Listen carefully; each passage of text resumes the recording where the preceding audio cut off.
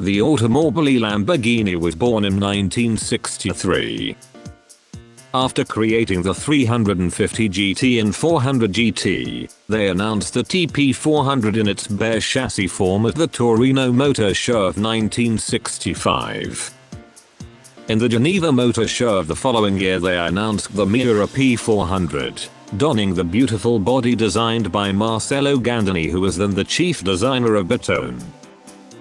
The Miura took on a midship layout, mounting a 3,929cc V12 engine behind the rear bulkhead.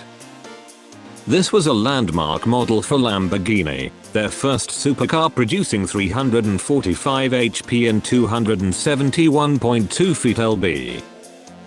It immediately drove the budding name of Lamborghini directly into the limelight.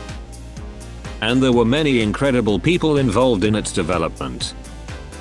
The chassis was designed by Gian Paolo Dallara, who would later establish Dallara Automobili, now one of the most famous racing constructors in the world.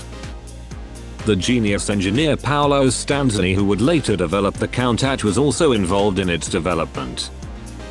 It is said that there were 3 prototypes built of the Miura P400 from its announcement at the Geneva show until the start of full production, and the initial prototype apparently did not have the characteristic louver above the rear cowling.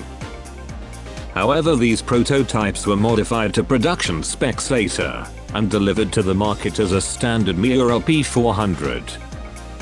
The Miura later progressed into the S and SV models with engine power upgrades, and production continued to 1973. There are also a few SVJ models in existence, which were created in the image of the legendary Jota.